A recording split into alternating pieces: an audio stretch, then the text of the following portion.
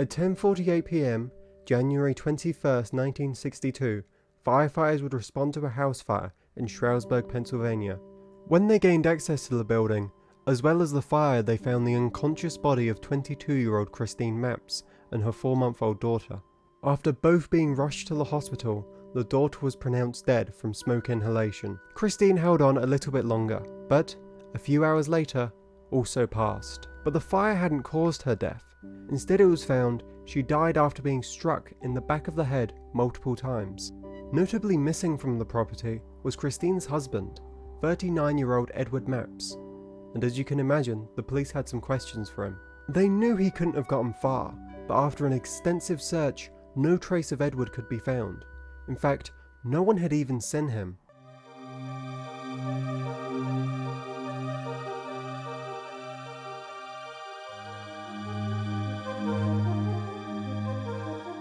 To give a bit of background information, Edward Howard Mapps, or Eddie to those who knew him, was born in June 1922.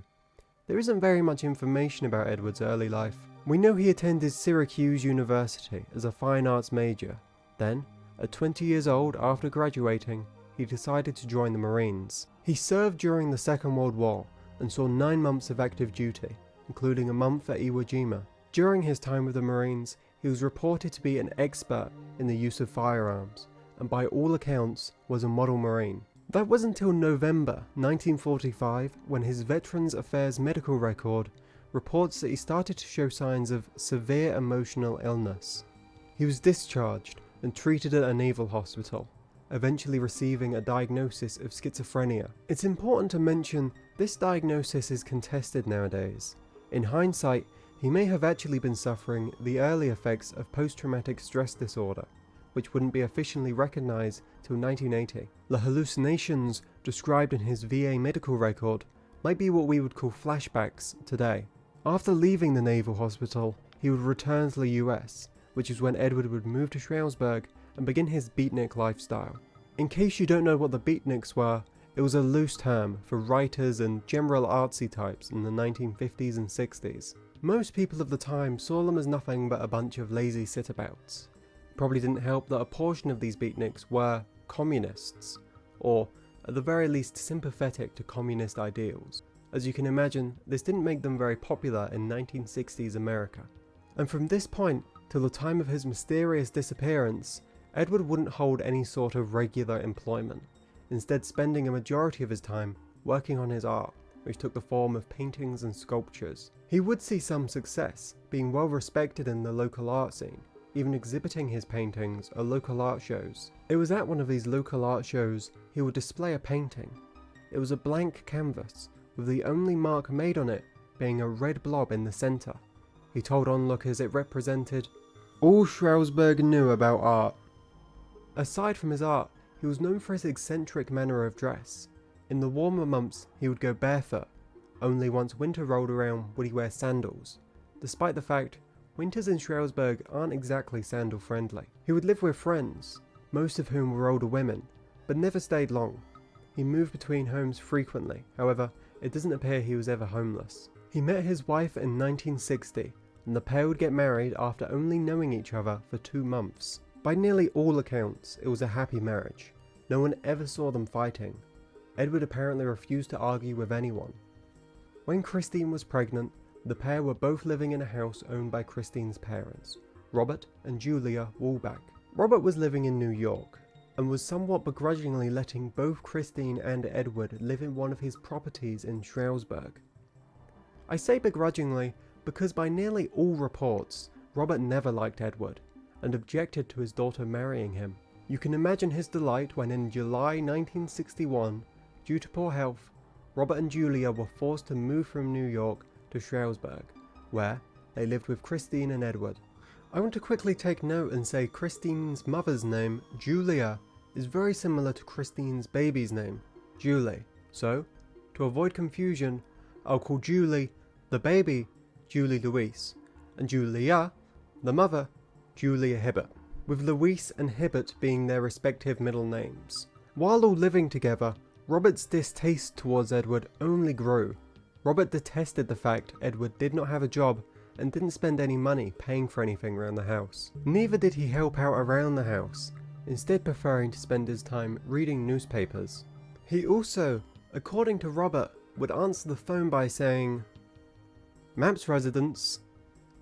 And as you can imagine, this really pissed Robert off.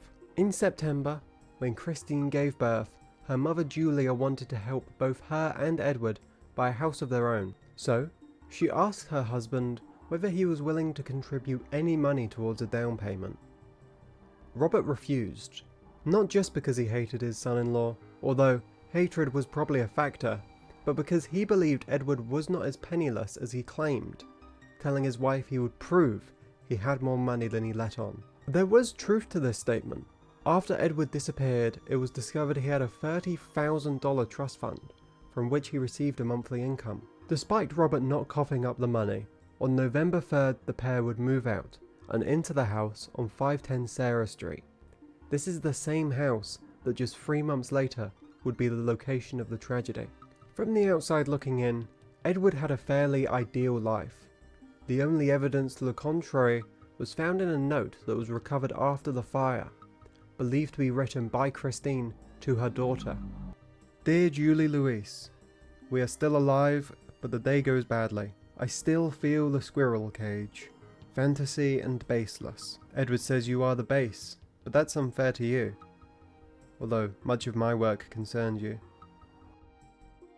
Though cryptic, this note seems to be hinting that Christine wasn't as happy as she let on with her new life, seeing her newfound responsibilities of wife and mother like a metaphorical cage she couldn't escape.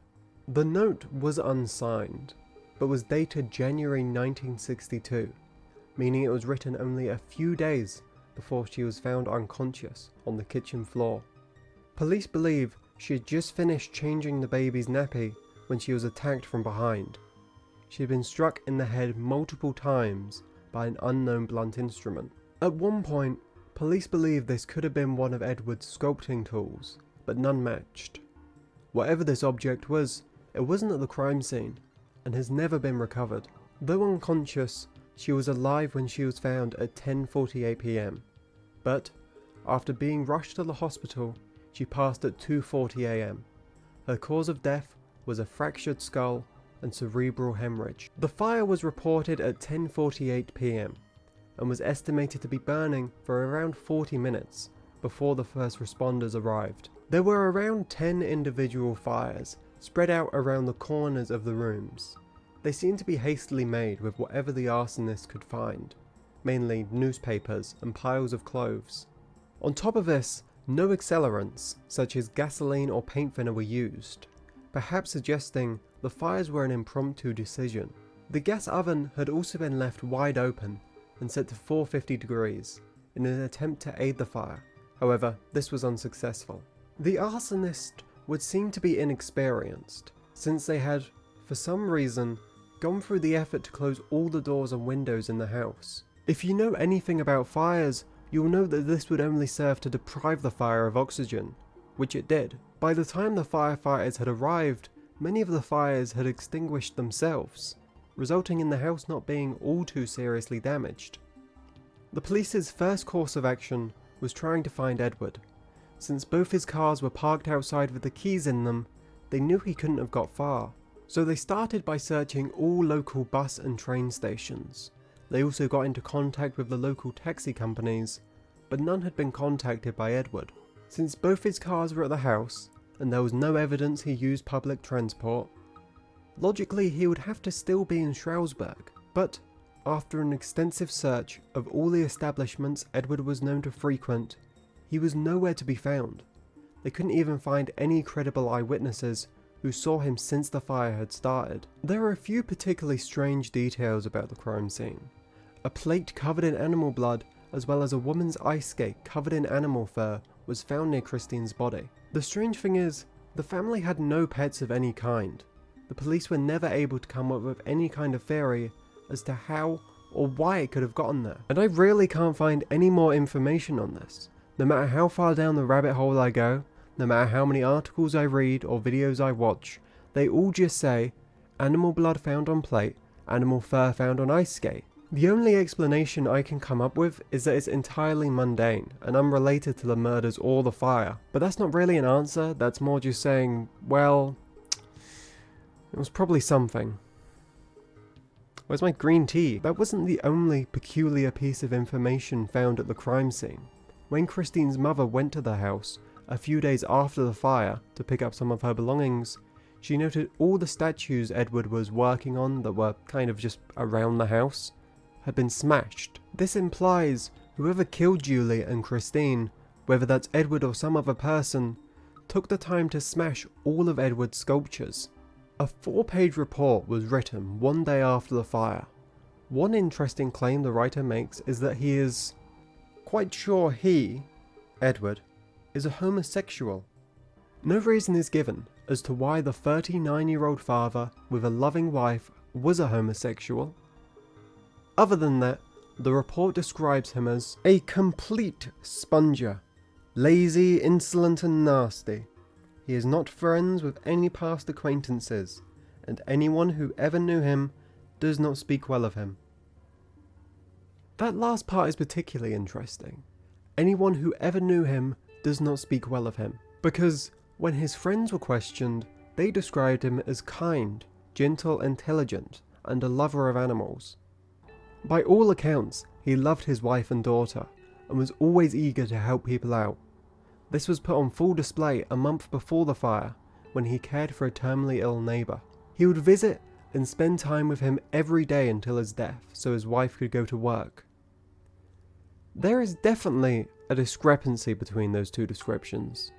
By most accounts, Edward had a very good reputation, according to people who knew him.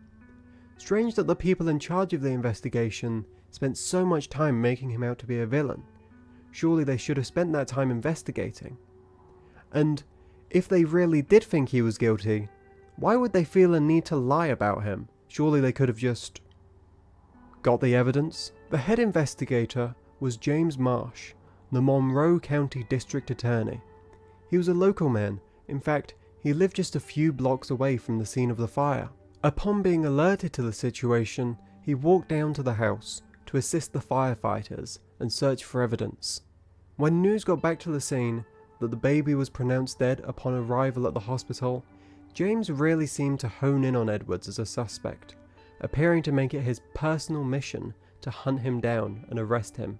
The first thing he did was search for Edward with a state trooper. They drove and searched both Stroudsburg and any nearby towns, but there was no sign of Edward, so he phoned Floyd Kellogg, a justice of peace, to get him to swear out a warrant as quickly as possible. To me, this seems a bit preemptive. I'm not all too familiar, perhaps this is standard practice, but this is at 2 in the morning, only about 4 hours after the fire was first reported. It seems like they're putting the cart before the horse. First they decided Edward was guilty, then they tried to find evidence. Now they're doing everything in their power to speed through the investigation. After his phone call with the Justice of Peace, his next course of action was to get the state police fire investigator from nearby Hazleton to request they meet at 6 a.m. that morning to investigate the fire. In the days following the tragedy, James would make a plea over the local radio, begging Edward to surrender and attempting to appeal to his conscience. I'm going to play a section of this recording, and when I do, keep in mind the only evidence he has on Edward is that he disappeared, and there's no indication he ever considered any other suspect.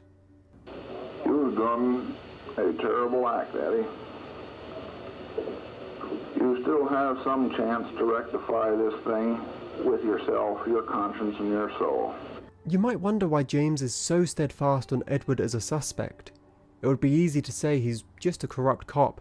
He maybe doesn't even think Edward's guilty, he's just trying to close the case. He did give some light on his personal feelings when talking to a newspaper.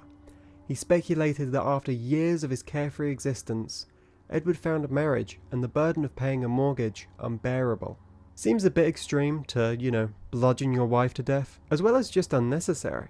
If he really wanted to disappear and start a new life, he could have just done that. He didn't have to kill his wife, he could have really cut out that middleman, gone straight to disappearing. After 6 months of no new leads, Edward was placed on the FBI's most wanted list, where he would remain for the next 5 years, until the Monroe County District Attorney requested he be removed, for reasons that weren't made public. This may sound suspicious, but there's a variety of reasons why this may have been done, from a lack of new leads to change in management. Whatever it is, it's likely overwhelmingly mundane. But who knows? Maybe this was part of a deliberate cover-up. Looking back on the case, 60 years later, a lot of people have their doubts that Edward was responsible. And in discussions about potential suspects, there are two names that come up time and time again. Obviously, the prime suspect at the time, Edward, and the other is Robert Walbach. Despite never being formally investigated for the crime, many people who look back and analyse the case believe not only that he may have been involved, but that he could have been the lone perpetrator. I mentioned his distaste for Edward, and how the conflict between them was a factor as to why Christine and Edward moved out.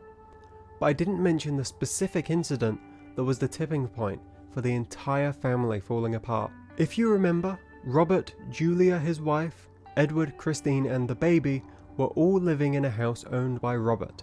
This was until an incident in October when Robert, for one reason or another, slammed a door.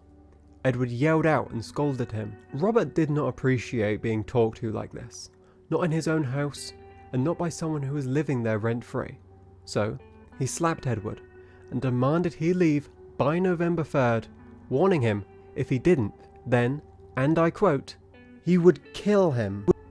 I don't want to sound like some kind of crazy conspiracy theorist, but maybe, just maybe, the police should have looked into that. But they didn't.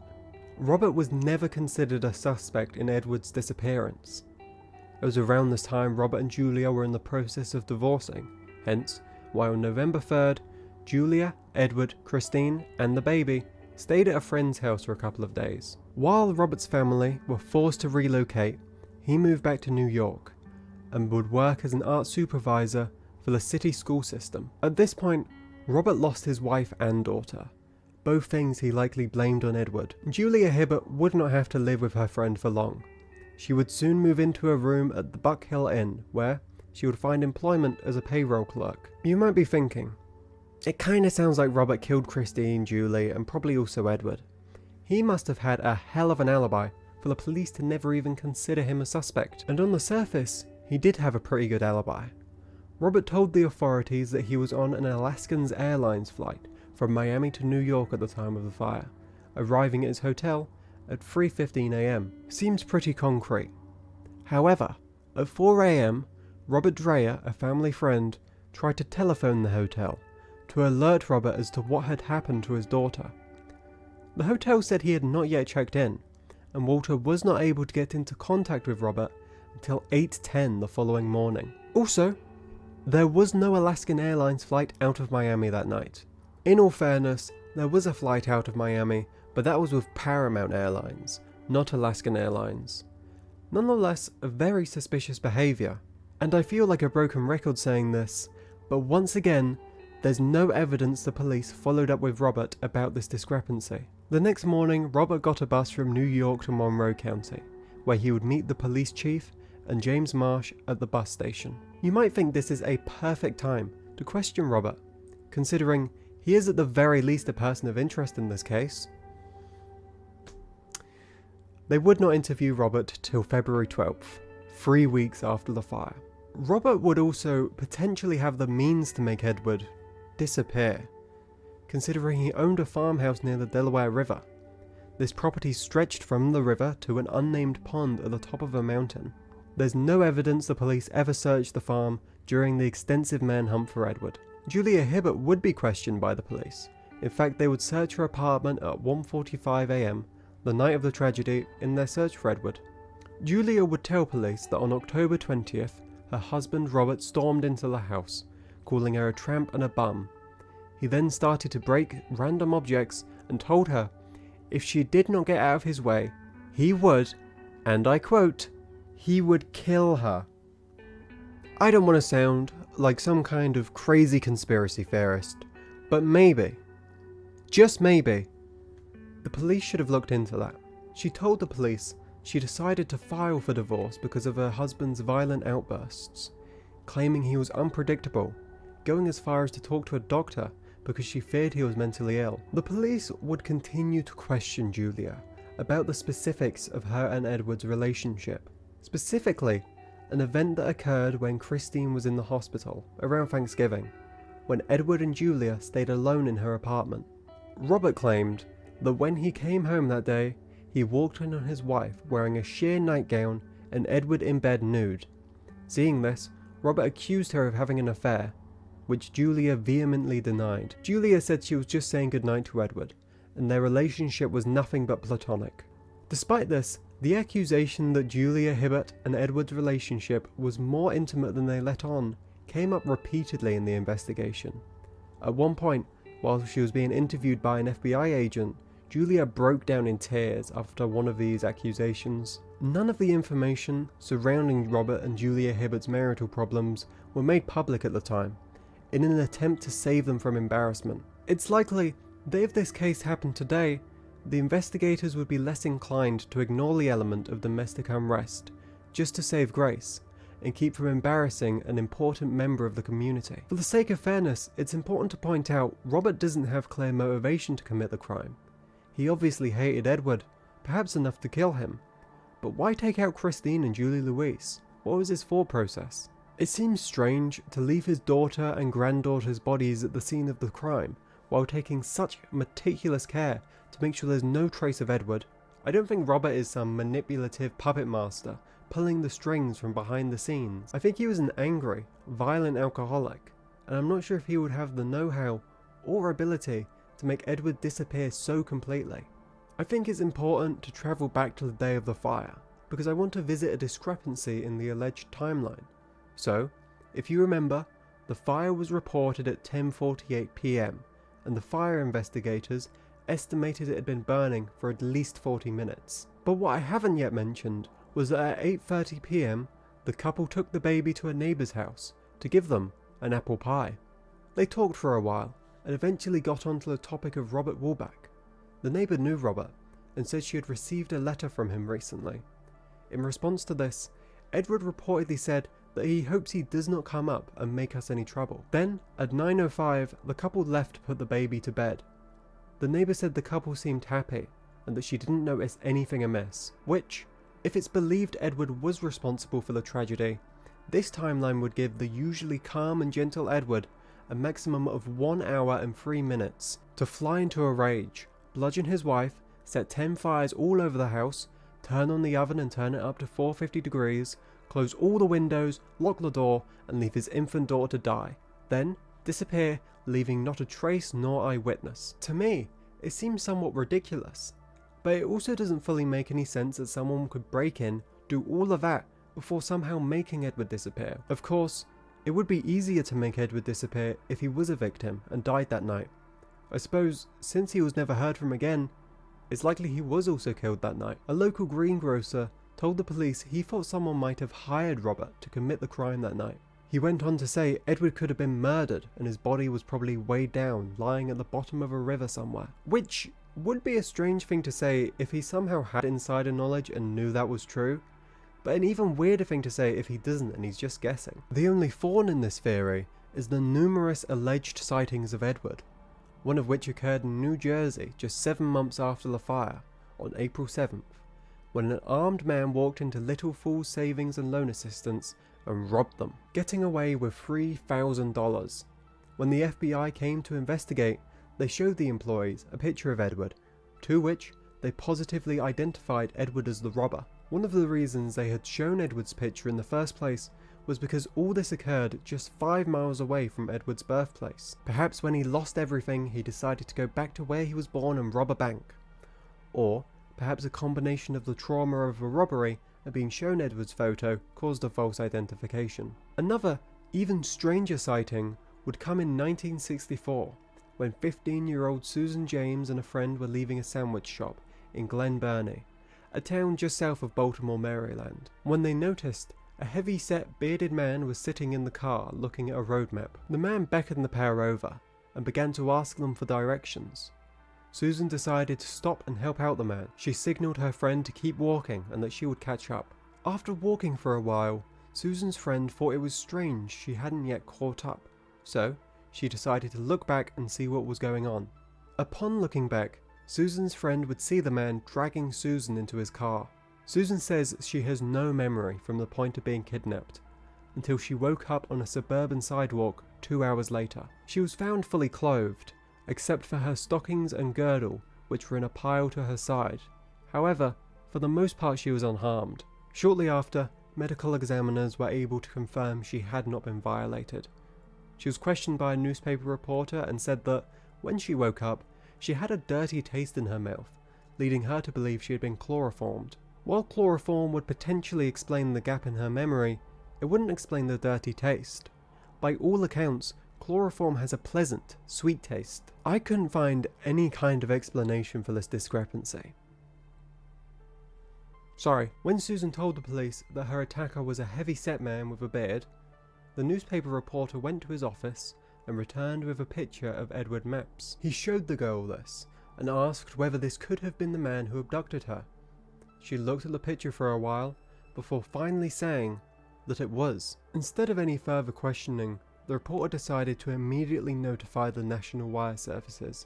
So, for the next 2 hours, every radio station and every television program in the Baltimore area were broadcasting bulletins saying Edward was in the local area. As you can imagine, this caused quite the stir. So much of a stir, in fact, the FBI decided to pay Susan a visit.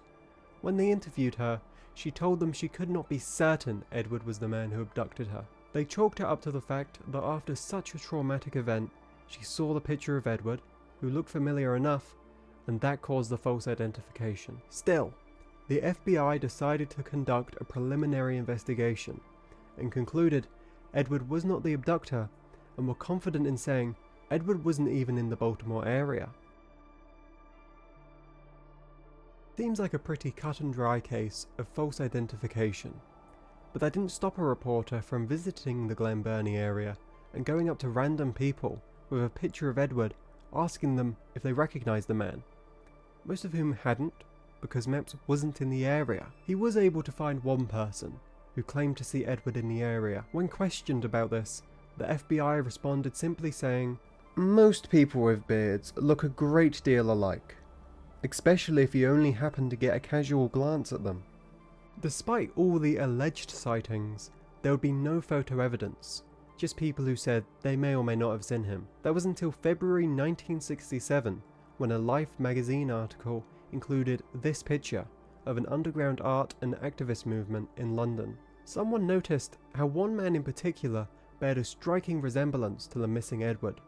While the FBI were unable to turn anything up on the artist, the Monroe County District Attorney believed this could be the missing Edward, and that if he could somehow find this man, it may break the case wide open. This is him talking about the picture in 1987. It just makes it more intriguing. Was he there? He's an artist. It was a picture involving art, and he was a traveler. You know, you have to wonder. The pipe, the way it was in his mouth? The way the pipe was in his mouth, even the look on his face was very similar, those piercing eyes. I think it's unfair that someone like this is out there free and just thinks he can walk away after killing his wife and child. The district attorney admits it's a last-ditch effort, but that maybe justice will finally be served after 27 years. To give him credit, it does kind of look like him, but with the limited amount of confirmed pictures of Edward, it's hard for me to come to any kind of conclusion. These sightings are standing on shaky ground to say the least, but there was one sighting, in my opinion the most credible, and it came only 2 days after the fire, in the form of a phone call. At 8 AM on January 23rd, Henry Evans would receive a phone call. At the time Henry was eating breakfast, so his wife answered. The caller did not identify himself, instead he politely asked for her husband by name. "I'm sorry for calling you so early. When you see Bob, I want you to tell him that I forgive him." Henry recognized Edward's voice, and instead of asking any clarifying questions, he simply asked him to turn himself in. "I can't do that," Mapps responded. "Sooner or later, you will have to turn yourself in," Henry pushed. "I have too many things to do," Mapps replied, perhaps in jest. "I saw your painting at Wyckoff's department store. I liked the frame, but it was hung too high," Mapps said, changing the subject. Henry wouldn't reply, leaving Edward to mumble, "I want you to give my love to Julia," before abruptly hanging up. To some, this is evidence of Edward's guilt. Surely an innocent man would have told Henry he had been kidnapped, or at the very least pled his innocence. But Edward wasn't a normal man. He was at the very least eccentric, with a history of emotional trauma and likely suffering with a mental condition that's not fully understood now, let alone in 1962. And, in the space of just a day, went from a devoted husband and loving father to a widower, soon to be on the FBI's most wanted. Perhaps, heartbroken and alone, all he wanted was to hear a familiar voice. Or, perhaps driven by the unbearable guilt of what he had done, he took his own life. Yet again, maybe he realized there was nothing else for him in Stroudsburg, and decided to move on, disappearing only to reappear in London or anywhere else. Skeptics of the Edward theory bring up the fact that by all accounts, he was a happy, compassionate man who, just a few hours before allegedly bludgeoning his wife, was happily chatting with a neighbour. It was Robert who was the angry character, if not all the time, certainly during the period leading up to the fire. But then, if Robert did want to kill Edward, why not just do that, ditching his body and leaving everyone to think he ran away to continue his carefree bohemian existence? Why take out his daughter and granddaughter just to get to him? And that doesn't even bring up the question of how either of them would accomplish this. Edward with his spontaneous disappearing act, and Robert spontaneously making Edward disappear before catching a flight to New York. None of that mattered to the authorities, it would appear, since on October 21st, 1971, Edward Howard Mapps was officially declared dead, and his FBI file was destroyed. His estate, at the time valued at $20,187, was distributed to his sister Priscilla J. Barry and his brother, James M. Mapps. Both Robert and Julia Woolbeck are long since dead. In 2008, Julia Woolbeck's cousin, Betty Metzgar, contacted the Ponoco Record to tell them, "We never believed Ed killed her. He brought the baby to visit my mother many times. He loved her. I'll never believe he did it."